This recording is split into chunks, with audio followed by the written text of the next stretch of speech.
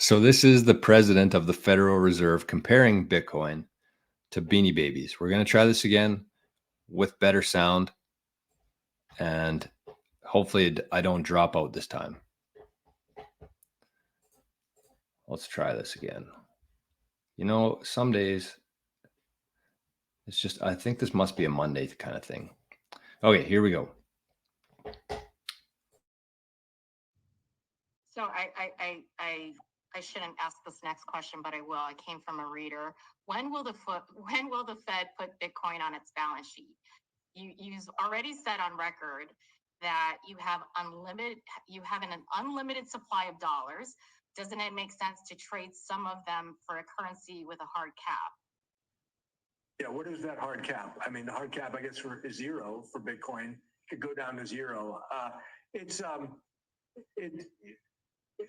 Just replace the words Bitcoin with Beanie Babies. You know, should the Fed buy Beanie Babies? Because Beanie Babies were a fad for a while, had no actual utility in the economy other than they were a nice toy that some people enjoyed owning and trading. I always ask people, has anybody actually bought anything with Bitcoin? And Bitcoin enthusiasts will say, oh, yes, I bought something. But I'm talking about in mainstream America. When I travel around and I give talks, I always ask the audience, has anybody in this audience ever bought something with Bitcoin? A sandwich, a cell phone, a book, and nobody ever has. It's the only use case that I can come up with, except for the evangelists who contort themselves to try to find use cases. In the real world, the only use cases that I've seen are trying to subvert banking regulations. You know, get around either marijuana banking or illicit activities, et cetera. I don't think subverting banking regulations is a legitimate use case. And until, one other thing I'll say, the Bitcoin bros who are watching this right now are saying, oh, you're a Neanderthal. This is like, you'd say in 1994, nobody ever bought a book online, so Amazon has no future. This is not Amazon in 1994. This is Amazon in 2004. Bitcoin's been around for more than a decade, and more than a decade later, there's still no legitimate use case in a democracy, an advanced democracy. And so how many years do you need to test this out until there's going to be some usefulness other than the Bitcoin bros? It's like a religious revival for some folks. So my skepticism, unfortunately, has only grown.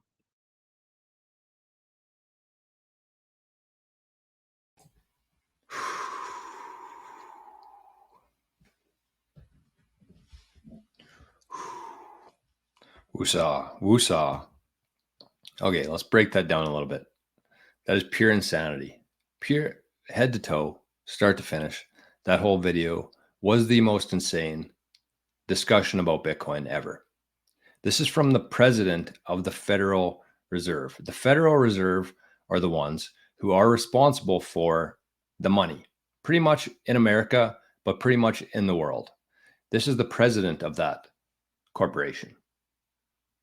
So with the Federal Reserve, there's two important things to note. I got a list here as I was watching that, a list of things to talk about.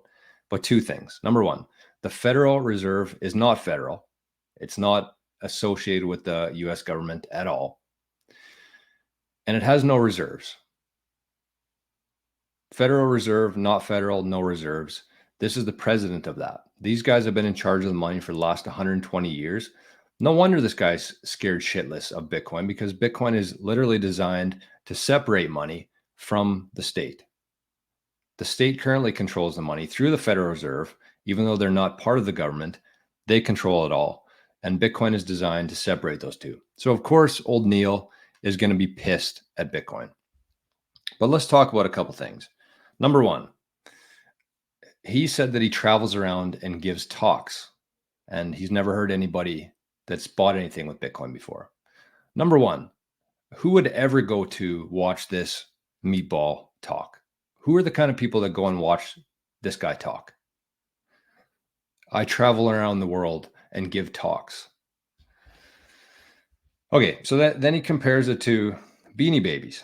He said that they might as well replace the word Bitcoin with Beanie Babies because it's just a fad.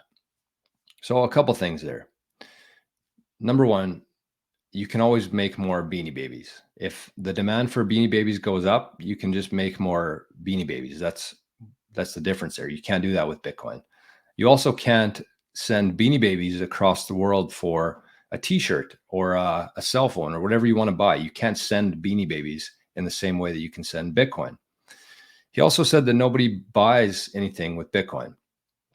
If you watch the show on Friday, I bought a t-shirt live on the show with Bitcoin. So he doesn't have to look too far.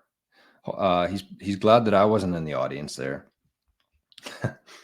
But the last two things here is that they always have to find some way to mix it in with illicit activities. He's talked about people buying weed, going around regulations. They always have to, regardless of what they're talking about, they have to tie it back into illicit activities, because that's what they want people, the normal people, the average person who watches this kind of bullshit. They just put these buzzwords in there. So then that's all that people get out of that. They say all these fancy different things, but then they say Beanie Babies, illicit activities, and that's what people remember from it. So the last part here is that he compared it to Amazon. Amazon is a company. Bitcoin is not a company. A better comparison would have been the internet. So he said that Amazon didn't take 15 years to catch on, but he's comparing apples to oranges there. Bitcoin is not a company. Bitcoin is a technology like the internet. And how long did the internet take to catch on? How long did the internet take to catch on? 30 years. So we're 15 years into this. The internet took 30 years. This thing's moving faster than the internet. And so this was the dumbest discussion, the dumbest thing I've ever heard. And then he throws out the crypto bros, the Bitcoin bros, just to make us sound like we're the stupid ones here.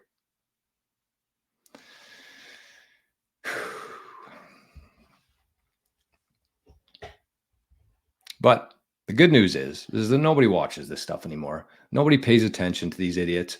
There's a reason why, even small YouTube channels like mine are getting, not as many views as these people, but more quality views. People watch this just mindlessly. But the people who are here, the people in this chat, they understand this. They're not listening to that anymore. We're past that now. So that's the good news. It is unbelievable. It's unbelievable that this person is talking in such an ignorant and just totally out to lunch, and people put their trust in these people. Yeah. Rick, I'm the same way. I want to say not nice things, but we'll just say he is uneducated. I actually think that he probably owns Bitcoin himself.